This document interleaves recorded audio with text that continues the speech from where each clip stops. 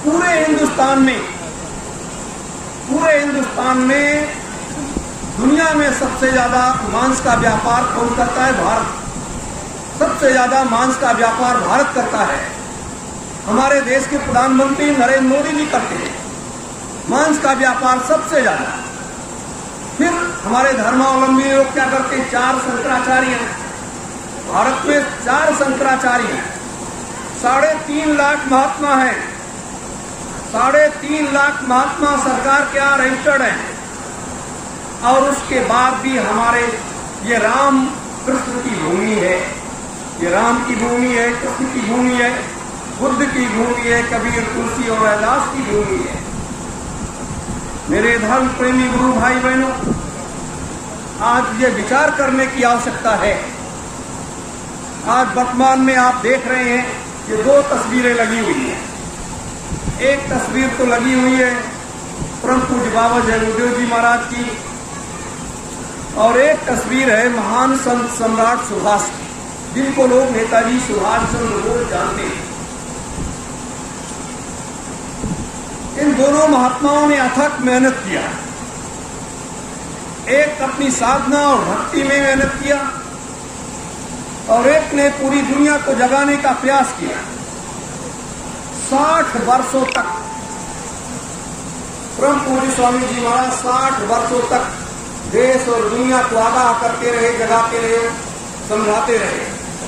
धर्म के ऊपर भी और राजनीति के ऊपर भी खूब बोलते थे, जिसे हम कहते हैं आध्यात्मिक क्रांति और वैचारिक क्रांति। दोनों संदेश वो बराबर देते चले आए। बड़े बड़े काफिले निकाले, बड़े बड़े रास्ते तैयार किए। करोड़ों करोड़ों लोग उनके साथ लग गए। करोड़ों करोड़ों लोग लग जाने के बाद एक नया खेल इस कलिकाल की एक अलग माया है। कलिकाल एक नए सिरे से रचाता है और उसे महात्मा खेल कहते हैं। महात्मा उसे खेल कहते हैं और खेल को खेलते हैं। जो उनके बड़े संकल्प थे परम पूज्य स्वामी जी महाराज का कि कलयुग में कलयुग आएगा और कलयुग में सतयुग आएगा।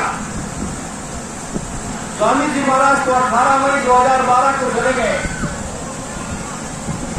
और कहां चले गए? तो जाकर के सिद्ध आश्रम में बैठ गए। हिमालय में एक जगह है जहां आज भी 3000 महात्मा सतयुग, त्रेता, द्वापर, कलयुग के बैठे हुए हैं। उसी शरीर से बैठे हुए हैं। वहां जाकर के बैठ गए और बैठ करके वहां अपनी रणनीतियों पर काम करने लगे कि जो मैंने अपने लोगों से वादा किया है, जो देवी देवताओं से वादा किया है और जिसके लिए हम इस लोक में आए हैं, वो तो मेरा काम पूरा हुआ नहीं और मुझे वापस चले जाना पड़ा। तो ऐसी स्थिति में वहां जाकर के बैठ के वो अपने काम करते हैं। तो कलयुग में कलयुग गया नहीं, कलयुग में सतयुग आया नहीं। ये सबसे बड़ा संकल्प था।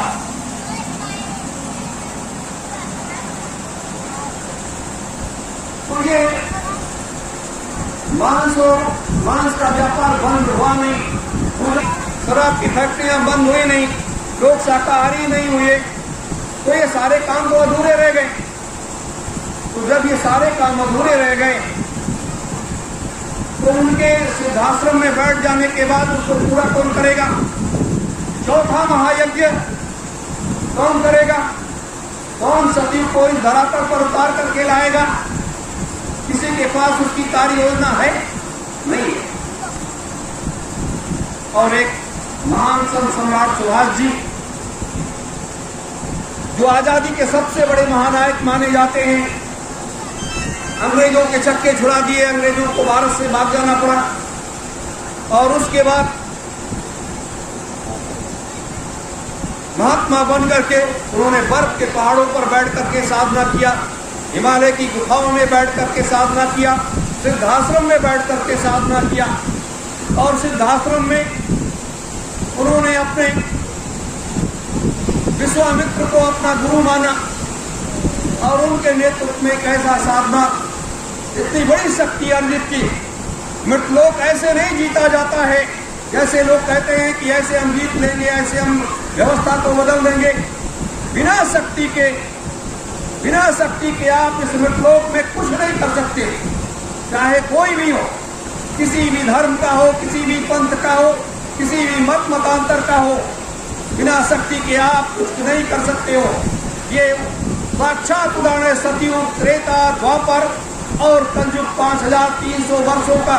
ये कलयुग का भी उदाहरण है, जिन्होंने शक्ति अर्जित की और अपनी शक्ति, अपने तपोबल से उन सारे कार्यों को अंजाम दिया, चाहे वो राक्षस ही क्यों ना रहे हों। राक्षस किसे कहते हैं? जो मांस खाता हो, शराब पीता हो, उसे कहते हैं राक्षस।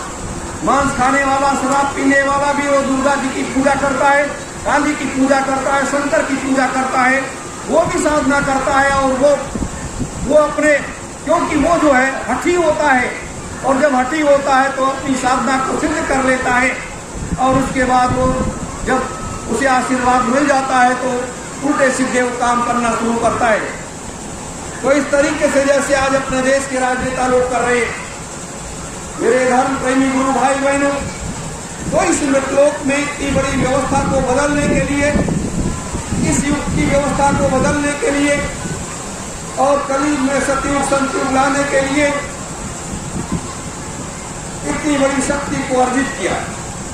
महान संत सम्राट सुभाष जी ने, लोग कहते हैं कि जैसे अपने प्रभु स्वामी जी महाराज ने सुमिरन ध्यान भजन का एक मार्ग बताया और बताने के बाद लोगों को रास्ते पर चलने की